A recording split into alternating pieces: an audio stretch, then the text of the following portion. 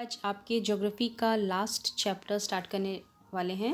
Last but not the least, that is your human resources, यानी आपकी पृथ्वी पे सबसे महत्वपूर्ण संसाधन कौन? आप और हम, यानी ह्यूमन। ठीक है, तो ये चैप्टर आपका ह्यूमन रिसोर्सेस पे है।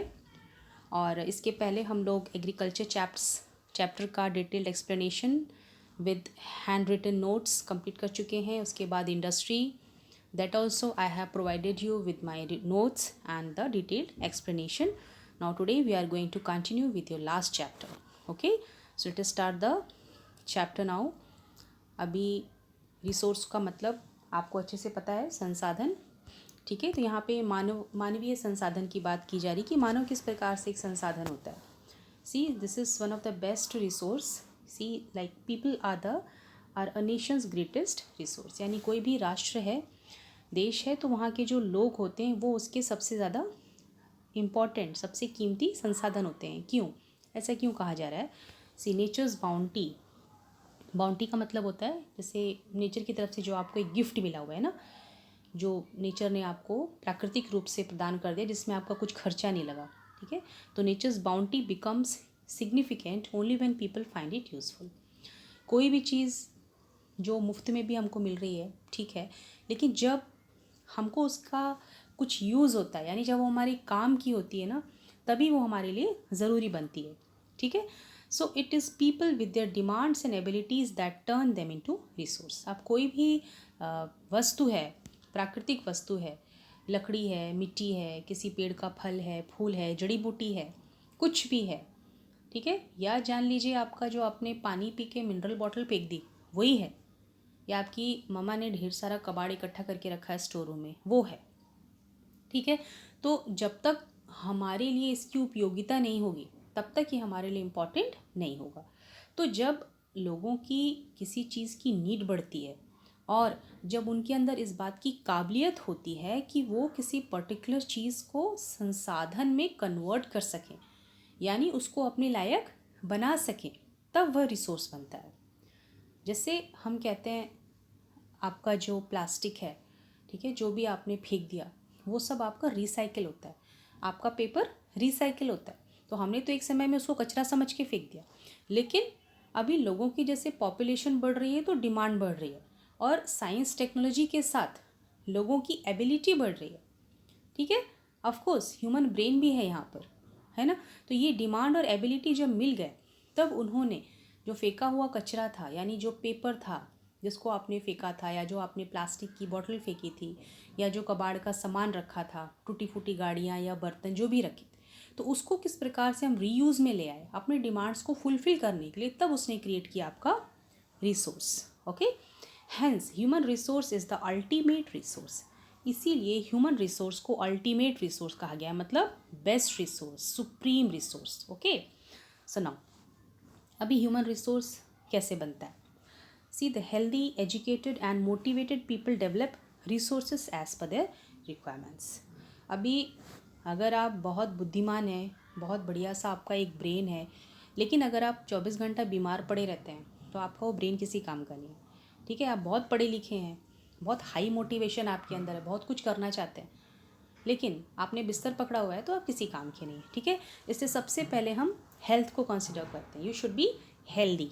Okay, you should be healthy first, then you should be educated and then you should be motivated। तो जब इस प्रकार के लोग होते हैं तब वह किसी भी संसाधन को अपनी ज़रूरत के हिसाब से उसे किसी भी चीज़ में कन्वर्ट कर देते हैं जो उनके लिए किसी तरह से भी फ़ायदेमंद रहती है। ठीक है, अभी देखिए, human resources like other resources are not equally distributed over the world. अभी ये जो ह्यूमन रिसोर्स है, जैसे आपका जो डेंस एरिया होता है, यानी जो प्लेन एरिया होता है ना, जहाँ पे आपकी खूब फर्टाइल मिट्टी है, नदियाँ हैं बहुत सारी, तो ये एरिया हमेशा आपका डेंसली पॉपुलेटेड रहेगा। यहाँ पे आबादी आपकी ज़्यादा रहेगी। क्यों? क्योंकि भाई मिट्टी उपजाऊ है तो क्रॉप्स यहाँ पे अच्छी उगेंगी, आपकी नदियाँ हैं तो पानी की सारी डिमांड आपकी पूरी हो जाएगी, मौसम बढ़िया होना चाहिए, तो ऐसे जगह में लोग आपके ज़्यादा रहते हैं। अभी आप डेजर्ट एरिया में चले जाइए तो रेगिस्तान में आपको पॉपुलेशन जो है वो कम मिलेगी। क्यों? क्योंकि वहाँ पे बालू है, गर्मी ज़्यादा है। ठीक, फिर आप हिल एरियाज़ में चली जाइए जहाँ पे एल्टीट्यूड होता है, बहुत ऊंचाई है, तो वहाँ पे भी लोगों का जीना इतना आसान नहीं होता। तो जहाँ पे आपके लोग अच्छे आपकी कंडीशन से वहीं पे रहना पसंद करते हैं, ठीक है। इसीलिए जो आपके ह्यूमन रिसोर्स हैं सारे वर्ल्ड में एक जैसे नहीं है। तो ये तो हमने कंसिडर किया जियोग्राफिकल फैक्टर्स के आधार पर, है ना भाई। जिस प्रकार की भौगोलिक स्थितियाँ होंगी, मौसम होगा, वैसे आपको शायद पीछे से बहुत सारी बैंड और बाजी की आवाज़ आ रही होगी, है ना। अभी शादी का मौसम चल रहा है, सो थोड़ा सा डिस्टर्बेंस रहेगा मेरी वीडियोज़ में, so please adjust, okay. And so sorry from my side, what to do, okay, ठीक है। तो हम बात कर रहे थे कि ये जोग्राफिकल फैक्टर्स से, क्लाइमेट की वजह से जो आपकी ह्यूमन रिसोर्स जो है, हमने उसकी बात की। लेकिन और भी बहुत सी चीज़ें हैं जिसके आधार पे जो है आपके जो ह्यूमन रिसोर्स होते हैं वो सारे वर्ल्ड में एक जैसे नहीं होते, ठीक है। जैसे अब उनकी और कौन कौन सी चीज़ें होती हैं जो अलग होती हैं, जैसे उनका जो एजुकेशनल लेवल है। सभी लोग एक बराबर पढ़े लिखे नहीं होते, सबकी एजुकेशन क्वालिफिकेशन अलग अलग होती है, ठीक है। सबकी उम्र अलग होती है, ठीक है। फिर कोई पुरुष है तो कोई महिला है, ठीक है। सबकी जो जेंडर हैं वो भी डिफ़र करते हैं। So their numbers and characteristics also keep changing. अब जो नंबर होता है यानी जनसंख्या कभी तो घटती है, कभी बढ़ती है, कभी एक जैसी रहती है ना। हमारी जो आपकी जो मृत्यु होती है, लोगों की जो बच्चे पैदा होते हैं, ठीक है, ये हमेशा जिस प्रकार से मृत्यु दर होगी, जिस प्रकार से जन्म दर होगा, उस पर आपकी जो पॉपुलेशन जो है वो डिपेंड करेगी। और जो कैरेक्टरिस्टिक है, उनके जो फीचर्स हैं वो भी हमेशा बदलते रहते हैं, ठीक है। अब हम आगे बढ़ते हैं। अभी देखिए, अब ये नेक्स्ट आपसे कह रहा है डिस्ट्रीब्यूशन ऑफ पॉपुलेशन, यानी आपके पूरी दुनिया में जो है पॉपुलेशन किस प्रकार से फैली हुई है। सुनाओ। The way in which people are spread across the earth surface is known as the pattern of population distribution. Pattern का मतलब होता है एक सिस्टम, ठीक है, एक अरेंजमेंट जिसे कह सकते हैं, okay. So the arrangement of people, वो पूरे अर्थ के सरफेस में जिस प्रकार से फैली हुई है उसी को हम लोग कहते हैं the pattern of population distribution. So more than 90% of the world's population lives in about 30% of the land surface. तो अभी आपकी जितने भी वर्ल्ड की जनसंख्या है उसमें से 90% लोग हैं वो आपकी पृथ्वी के 30% लैंड सरफेस में रहते हैं, ठीक है। Now the distribution of population in the world is extremely uneven. अभी जो लोगों का पॉपुलेशन जो है, जनसंख्या जो है, वो कहीं तो बहुत ज़्यादा है, कहीं तो बहुत कम है, या तो कहीं बहुत ही ज़्यादा कम है, ठीक है।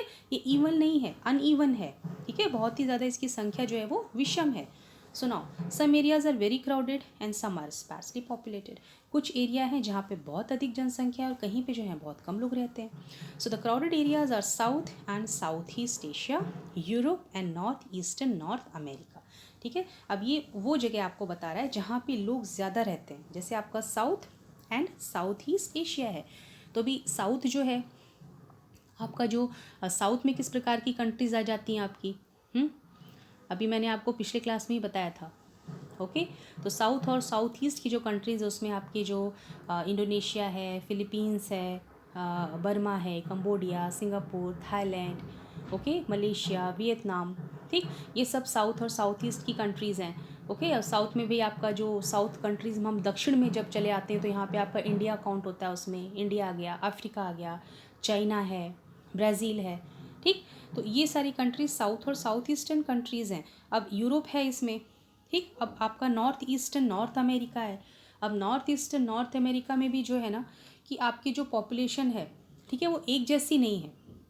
ये कह तो रहे हैं कि क्राउडेड एरिया है, लेकिन क्राउडेड एरिया में भी जब हम अमेरिका की अकेले बात करते हैं तो अमेरिका में जैसे आपका यूएस है, मैक्सिको है, कनाडा है, ठीक है। यहाँ पे आपकी आबादी थोड़ी सी आपको ठीक ठाक मिलेगी क्योंकि इनके पास भाई थोड़ा सा फर्टाइल सॉइल, ठीक, बहुत सारी नदियाँ वगैरह मिलती हैं, ऑयल डिपॉजिट मिलते हैं, मिनरल डिपॉजिट मिलते हैं, ठीक। अभी कनाडा की बात करते हैं तो कनाडा में अगर आप देखेंगे तो वहाँ पे जनसंख्या इतनी ज़्यादा नहीं है क्योंकि वो बहुत ही ज़्यादा ठंडा एरिया है, ठीक है।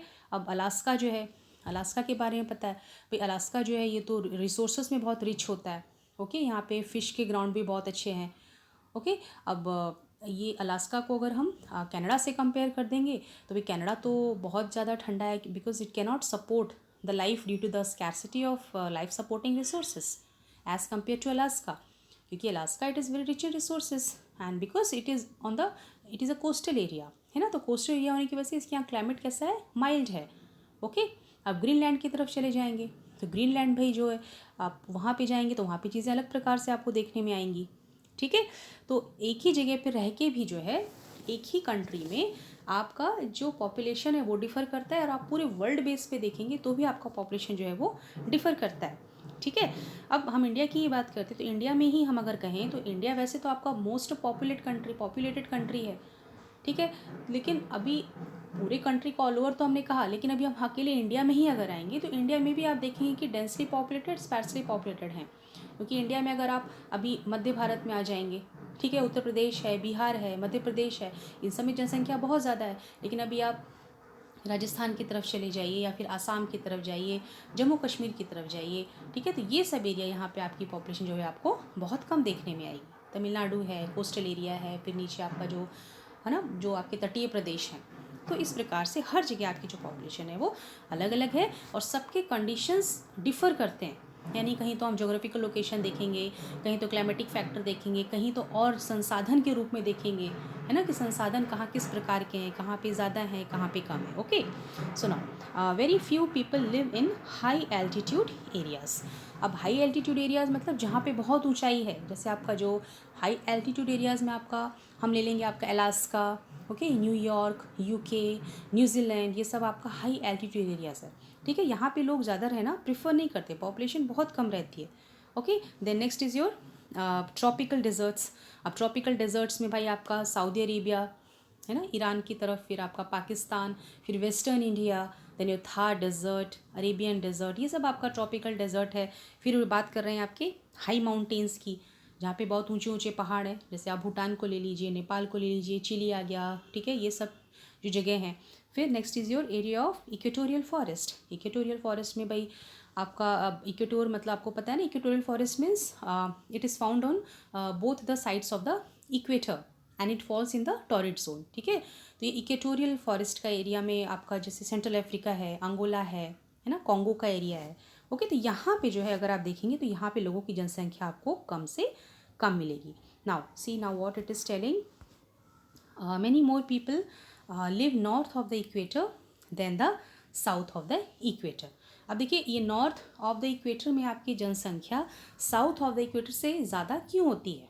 ठीक है, यानी इक्वेटर के जो साउथ में हैं वे जनसंख्या में कम क्यों हैं, और नॉर्थ में जो है इक्वेटर के वो जनसंख्या में ज़्यादा क्यों हैं। Okay, many more people live in north of the equator than south of the equator. इसकी कारण ये होता है कि आपका जो एक मॉडरेट क्लाइमेट मिल जाता है लोगों को। ठीक है, क्लाइमेट जब मॉडरेट है, क्योंकि लोग हर कोई आदमी भाई एक्सट्रीम क्लाइमेट से भागता है। ठीक है, किसी को भी बहुत अधिक गर्मी, बहुत अधिक सर्दी नहीं चाहिए होती है। प्लस अब यहाँ पे इनको एरेबल लैंड, ठीक है, एरेबल लैंड मिलता है, मतलब ऐसी ज़मीन जहाँ पे कि लोग खेती कर सकते हैं। ठीक है, इसीलिए आपकी जो है नॉर्थ ऑफ द इक्वेटर में लोग जो हैं वो ज़्यादा रहते हैं। ठीक, now see almost 3/4 of the world's people live in 2 continents, Asia and Africa. ठीक है, अब देखिए इतनी आबादी जो है आपकी, आपके जो 2 कॉन्टिनेंट हैं एशिया और अफ्रीका, वहाँ पे अकेली पाई जाती है। ठीक है, आपको पता है एशिया और अफ्रीका के किस प्रकार के क्लाइमेट और किस प्रकार के जोग्राफिकल कंडीशंस हैं। ठीक है, अब चलिए हम आगे बढ़ते हैं। Now 60% of the world's people stay in just 10 countries. ठीक है, पूरी वर्ल्ड की जनसंख्या के 60% लोग मात्र 10 देशों में रहते हैं, and all of them have more than 100 million people. ठीक है, यहाँ की जनसंख्या देखिए बहुत ज़्यादा है। ओके, अभी यहाँ पे एक आपको फिगर दे रखा है, फिगर 6.1, आपको समझाने के लिए यहाँ पे आप कलर देख सकते हैं, of every 100 people in the world. पूरे संसार में अगर हम पूरे संसार का एक एस्टिमेट करें तो इसमें तकरीबन हर 100 लोगों में से, ठीक है, 100 लोगों में से, अभी आप ये कलर देखिए, ये जो आपका डार्क येलो कलर है, दिस कलर, ठीक है, हर 100 लोगों में से आपके जो इतने लोग हैं, ठीक है, ये आपके अकेले कहाँ रह रहे हैं, एशिया में। ठीक है, तो एशिया जो है यहाँ पे सबसे ज़्यादा आबादी मिलती है। अब उससे कम आपके कहाँ जा रहे हैं, यूरोप में। ठीक है, आप यूरोप की काउंटिंग कर सकते हैं, यहाँ पे कितने लोग हैं, you can count. Then again when you come to your Africa, अभी अफ्रीका में देखिए, ठीक है, अफ्रीका में भी तकरीबन उसी के हिसाब से आपकी जनसंख्या है। ठीक, फिर आप आ जाएंगे सेंट्रल और साउथ अमेरिका में, तो यहाँ पे आपकी आबादी और कम हो गई है। और उसके बाद आप नॉर्थ अमेरिका में आएंगे, यहाँ पे आबादी और कम हो गई है। फिर आप ओशिनिया देख रहे हैं, ठीक है, तो ओशिनिया में आपकी आबादी सबसे कम है। अब ओशिनिया में आबादी इतनी कम क्यों है, अब ओशिनिया का मतलब क्या होता है, पहले ओशिनिया क्या है, ये बहुत से आइलैंड्स को मिल के बना है। ठीक है, तो इसीलिए इसका नाम ओशिनिया है। और इसमें बहुत से आइलैंड आते हैं हज़ारों की संख्या में, जैसे ऑस्ट्रेलिया है, न्यूजीलैंड है, फिजी है। ओके, अब आइलैंड आइलैंड क्या है भाई? आइलैंड तो एकदम कटा फिटा इलाका होता है ना, पूरी तरफ पानी है और बीच में छोटा सा ज़मीन का भूभाग है। ओके, तो बहुत ही आइसोलेटेड होता है यहाँ पे भाई, इतना लाइफ सपोर्टिंग बढ़िया सा सिस्टम नहीं होगा, इतने अच्छे फैक्टर्स नहीं रहेंगे, तो लोग यहाँ पे जो है कम रहना पसंद करते हैं। ओके, अभी ये आपको, आई होप आपको फिगर समझ में आ गया हो गया। ठीक है, इसमें बहुत ज़्यादा कुछ एक्सप्लेन करने को नहीं है, बहुत आसान चीज़ें हैं। अब ये देखिए ग्राफ दिया हुआ है, इसमें कुछ अब बदलाव है। ठीक, क्योंकि 2011 का सेंसस है ये, उसके अकॉर्डिंग ये आपको दे रखा है। लेकिन अब ये इंडिया और जो चाइना है, इस पर आप थोड़ा शोध कीजिएगा पॉपुलेशन को लेके, और आपको रिजल्ट्स कुछ शायद उल्टे मिलेंगे। इसको हम अगली क्लास में डिस्कस करेंगे। अब हम आगे बढ़ जाते हैं, डेंसिटी ऑफ पॉपुलेशन यानी आपकी जनसंख्या का घनत्व। ठीक है, घनत्व यानी कितना ज़्यादा वहाँ पे लोग संख्या में ज़्यादा हैं। ठीक है, जैसे अब हम प्लेन एरिया की बात करें, यानी जहाँ पे नहीं, मान लीजिए हम अगर हमने पिछली क्लास में जो पढ़ा था आपका farm in India and farm in USA. ठीक, तो यहाँ पे हम डेंसिटी का एग्जांपल लेकर अगर आपको समझाना चाहें, तो जैसे हमने इंडिया में देखा था कि भाई इंडिया में आपका छोटा सा एक खेत है, तो छोटे से खेत में वो अपनी सारे काम कर रहा है, खेत में अपने फसलें उगा रहा है। ठीक, और फिर वहीं पे अपने सब्सिस्टेंस के लिए क्रॉप्स उगा रहा है, उसको अपने घर लेके जा रहा है, और उसके जो घर के लोग हैं वही वहाँ पे काम कर रहे हैं। यानी जो किसान है उनके पास छोटे छोटे आपके खेत हैं। ठीक है, उसकी उपज इतनी ज़्यादा नहीं होती है। लेकिन अभी यहाँ पे आप जब यूएसए में चले जाएंगे तो वहाँ पे क्या है, खेत उनके पास बड़े बड़े हैं, बड़े बड़े फार्मलैंड है। ठीक है, तो उनके पास जगह बहुत ज़्यादा है, इतनी ज़्यादा जगह है कि वहाँ पे लोग बहुत दूर दूर पे बसे हुए हैं, और इतनी अधिक जगह है कि उसी खेत पे वो लोग खेती भी करते हैं, वहीं उनका घर भी होता है, और तमाम काम उनका वहीं पे निपट जाता है। ठीक है, तो उसका मतलब होता है डेंसिटी यानी घनत्व, कि कोई चीज़ कितनी क्लोजली पैक्ड है। ओके, अब देखिए हम इसको पढ़ते हैं। So now population density is the number of people living in a unit area of the earth surface. ठीक है, तो पॉपुलेशन डेंसिटी का मतलब होता है कि आपके जितने लोग, वो जो यूनिट एरिया है आपके अर्थ सरफेस का, उसमें रह रहे हैं। यूनिट एरिया माने क्या? Unit area means area, it is the amount of surface of a 2 dimensional shape. मतलब जैसे कोई भी एरिया जिसकी लेंथ और ब्रेड्थ हो। ठीक है, ओके, तो उसे हम लोग कहेंगे यूनिट एरिया। ठीक, अब देखिए, it is normally expressed as per square kilometre. Per square kilometre क्या, एक मेट्रिक यूनिट है एरिया का। ठीक है, यानी अब आपको पता है कि भाई स्क्वायर में जो है आपका सारी साइड आपके इक्वल हैं, और इसमें जो है आपका एक साइड आपका 1 किलोमीटर लॉन्ग है, दोनों साइड पे 1-1 किलोमीटर, यहाँ भी 1 किलोमीटर यहाँ पे भी होगा। ठीक है, तो इसने कहा पर स्क्वायर किलोमीटर। ठीक है, तो आपके ये मेट्रिक यूनिट है, इसके हिसाब से पॉपुलेशन डेंसिटी को आपको समझा रहा है कि जितने लोग आपके यूनिट एरिया में एक अर्थ के सरफेस पे रह रहे हैं। अब now the average density of population in the whole world is 51 persons per square kilometre. ठीक है, एवरेज डेंसिटी माने जो जितने लोग हैं, यानी कोई रीजन है, कोई एरिया है, वहाँ पे आप नंबर ऑफ जो लोग हैं उनको आप उस पूरे रीजन के वॉल्यूम से डिवाइड कर देंगे। ठीक है, वॉल्यूम मीन्स टोटल स्पेस, तो वो आपका दे देगा एवरेज डेंसिटी। तो अगर हम इस तरह से काउंट करें तो आपके पर स्क्वायर किलोमीटर में, ओके, एवरेज हम देख रहे हैं, पर स्क्वायर किलोमीटर में 51 लोग रह रहे हैं। ओके, सो ना south central Asia has the highest density of population followed by east and south east Asia. ठीक, अब ये जो आपका साउथ सेंट्रल एशिया है, इसकी जो डेंसिटी है लोगों की, ठीक है, वो सबसे ज़्यादा है, और इसके पीछे जो आ रहे हैं वो आपका east and south east Asia है। ठीक, अब हम आगे देखते हैं, what are the factors affecting distribution of population. अब आपकी जो पॉपुलेशन डिस्ट्रीब्यूशन हमने देखी, जो कि अनइवन है, एक जैसी नहीं है। ठीक है, तो क्यों ये एक जैसी नहीं है, क्यों कहीं पे इतने ज़्यादा लोग हैं, क्यों कहीं पे इतने कम लोग हैं, तो ऐसे कौन से फैक्टर्स हैं जो कि इनको अफेक्ट करते हैं, इसकी वजह क्या है। ठीक है, तो सबसे पहले इसमें इन्होंने दिया है आपको जियोग्राफिकल फैक्टर्स, यानी भौगोलिक स्थितियाँ। तो पहले इन्होंने आपका उठाया टोपोग्राफी। टोपोग्राफी का मतलब क्या होता है? टोपोग्राफी यानी आपके पूरे अर्थ पे जो भी आपकी हाइट है, डेप्थ है, यानी आपके mountain valley, river, plain areas, desert areas, ठीक है, जो भी है वो आपका टोपोग्राफी में आता है। So now see, people always prefer to live on plains rather than mountains and plateaus because these areas are suitable for farming, manufacturing and service activities. ठीक है, कहीं भी जब समतल भूमि रहेगी वहाँ पे आपको कोई भी काम करने में आसानी है, चाहे आप खेती करना चाहें, चाहे आप उद्योग धंधा करना चाहें, फैक्ट्री बैठाना चाहें या फिर कोई भी काम करना चाहें। ठीक है, तो इसीलिए लोगों को हमेशा समतल बराबर की ज़मीन चाहिए होती है। ठीक है, पहाड़ भी लोग प्रिफर नहीं करते और पठार भी लोग प्रिफर नहीं करते हैं। अब देखिए इसमें एग्जाम्पल इन्होंने दिया है, the Ganga plains are most densely populated areas of the world. ठीक, अब पूरे वर्ल्ड में अगर बात करें तो हमारा जो गंगा है, गंगा के जो मैदान हैं वहाँ पे सबसे ज़्यादा लोग जो हैं वो निवास करते हैं। और इसके उल्टे में अगर हम देखें, इसको कंपेयर करें तो जो आपके पहाड़ हैं, जैसे आपके एंडीज़ हैं, एल्प्स हैं, हिमालयाज़ हैं, यहाँ पे आपकी पॉपुलेशन जो है वो कम पाई जाती है। ठीक, now next is your climate, मौसम। People usually avoid extreme climates that are very hot or very cold, like Sahara Desert, polar regions of Russia, Canada and Antarctica. अब लोग एक्सट्रीम क्लाइमेट को अवॉइड करते हैं। ठीक है, ना ज़्यादा गर्मी ना ज़्यादा ठंडी। ओके, तो इसीलिए लोग ना तो सहारा डेजर्ट में रहना पसंद करते हैं जो कि अत्यधिक गर्म है, और ना तो पोलार रीजन्स में रहना पसंद करते हैं जो कि अत्यधिक ठंडे हैं, जैसे कि आपका रशिया, कनाडा, अंटार्कटिका।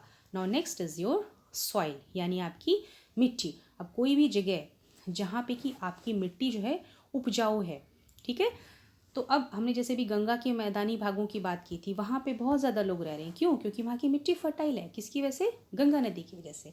ठीक है, तो अब सॉइल में देखिए, fertile soils provide suitable land for agriculture. कहीं भी उपजाऊ मिट्टी रहेगी तो ये आपको एग्रीकल्चर के लिए, कृषि के लिए बहुत अच्छी ज़मीन देगी। ओके, अब इसमें इन्होंने एग्जाम्पल दिया आपको, fertile plains such as Ganga and Brahmaputra in India, Huang He, Changjiang in China and Nile in Egypt are densely populated. ठीक है, ये कुछ ऐसी जगह हैं जहाँ पे कि आपकी मिट्टी बहुत ज़्यादा फर्टाइल है, इसलिए लोग यहाँ पे ज़्यादा रहना पसंद करते हैं। Next is your water. बिना पानी के कुछ नहीं हो सकता, बिन पानी सब सून। ठीक है, now people prefer to live in the areas where fresh water is easily available. The river valleys of the world are densely populated while deserts have a spare population. ठीक है, कहीं भी आप देखेंगे तो नदी के आसपास आपको जनसंख्या ज़्यादा मिलेगी और जो रेगिस्तान होगी वहाँ पे जनसंख्या आपकी कम होगी। नेक्स्ट इज योर मिनरल्स, यानी खनिज। So areas with mineral deposits are more populated. ठीक है, अब जहाँ पे आपकी खनिज ज़्यादा मिलेंगे वहाँ पे भी आपकी जो जनसंख्या बहुत अधिक रहेगी, क्योंकि यहाँ पे लोगों को काम बहुत अच्छे से मिलता है। Okay, now see, diamond mines of South Africa and discovery of oil in Middle East lead to settling of people in these areas. ठीक है, तो जब से आपकी मिडिल ईस्ट में ऑयल की खोज हुई, ठीक है, उसके बाद से लोगों का जो यहाँ पे एरियाज में सेटल होना जो है वो शुरू हो गया। ठीक है, तो ये थे आपके जोग्राफिकल फैक्टर्स। ठीक है, अब नेक्स्ट जो है वो है आपका social, cultural and economic factors, यानी सामाजिक, सांस्कृतिक और आर्थिक स्थितियाँ। तो पहला है आपका सामाजिक, यानी social. Areas of better housing, education and health facilities are more densely populated. कोई भी व्यक्ति वहीं सेटल होना पसंद करेगा जहाँ पे उसको घर अच्छा मिलेगा। ठीक है, आसपास की कॉलोनी अच्छा हो, घर अच्छी जगह पे हो, वहाँ का एनवायरनमेंट बढ़िया हो, फिर वहाँ पे एजुकेशन के लिए अच्छे अच्छे इंस्टीट्यूट हों, कॉलेजेस, स्कूल्स हों। ठीक है, वहाँ पे अच्छे अच्छे आपके हॉस्पिटल हों, 24 आवर्स की सर्विस हो। ठीक, तो वहाँ पे लोग ज़्यादा रहना आपका पसंद करते हैं। तो इसमें उन्होंने एग्जाम्पल दिया आपका पुणे। ठीक है, इसके अलावा भी आप बहुत से एग्जाम्पल अपनी तरफ से दे सकते हैं। अब आपका एक रीज़न उन्होंने दिया है कल्चरल। अब कल्चरल एग्जाम्पल उन्होंने क्यों दिया आपको, यहाँ पे देखिए, प्लेसेस विद रिलीजन और कल्चरल सिग्निफिकेंस अट्रैक्ट पीपल। अब लोग कई बार जो बहुत धार्मिक प्रवृत्ति के होते हैं, जो अपनी संस्कृति सभ्यता से बहुत प्रेम करते हैं, ठीक है, तो वे भी ऐसी जगह पे खींचे चले आते हैं। ठीक है, जैसे कि आपका हो गया Varanasi, okay, Jerusalem and Vatican city are some examples.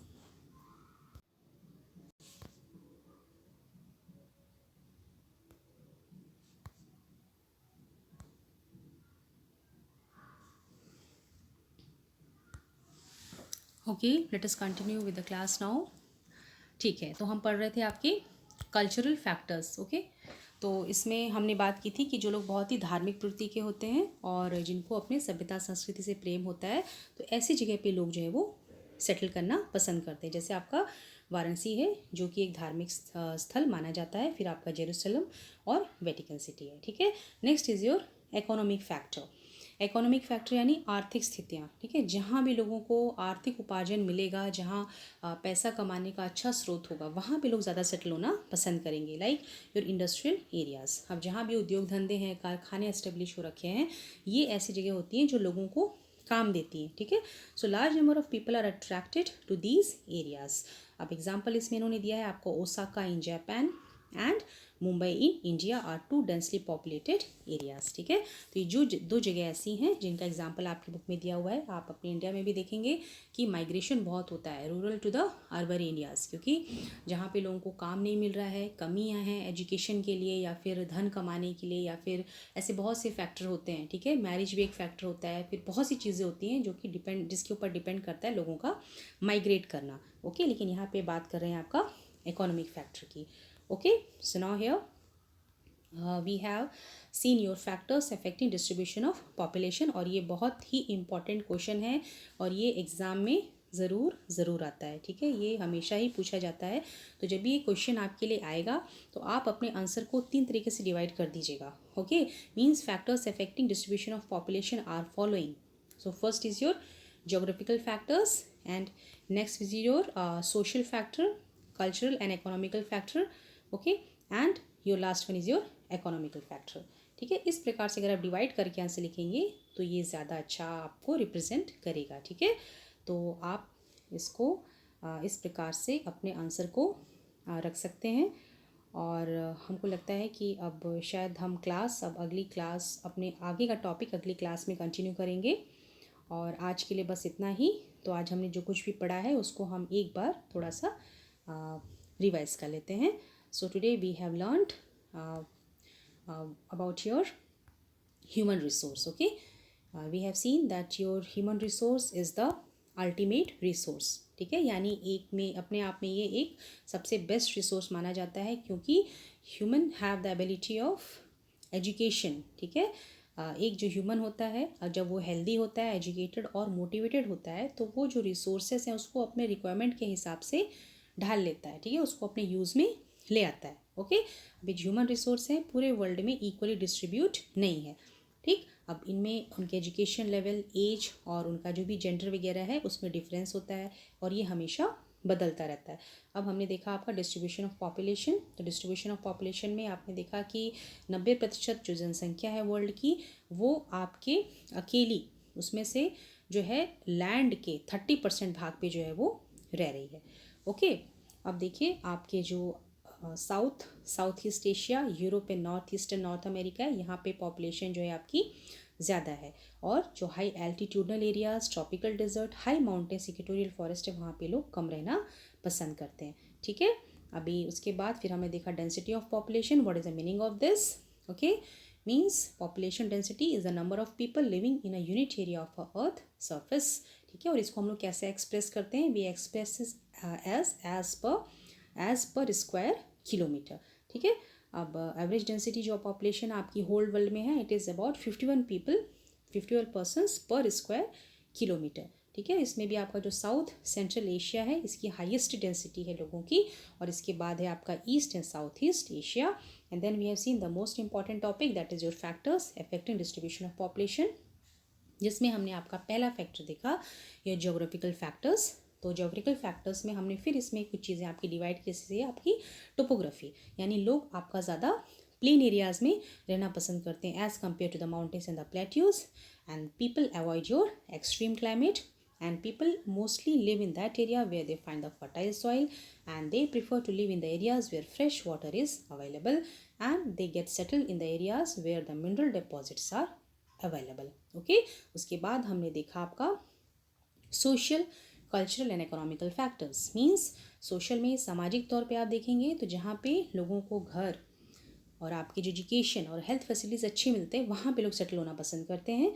और साथ में जो आपके सांस्कृतिक और धार्मिक कारण हैं, मतलब लोग जो धार्मिक नेचर के होते हैं, अपनी संस्कृति से प्रेम करते हैं, तो ऐसी जगह पे जो सेटल रहना पसंद करते हैं। और आर्थिक स्थितियों में जब लोगों को काम की तलाश होती है, रोज़गार की तलाश होती है, तो वो ऐसे एरियाज़ में रहते हैं जहाँ पे कि इंडस्ट्रियल एरिया हो, जहाँ पे उनको अच्छे से एम्प्लॉयमेंट मिल सके, ओके।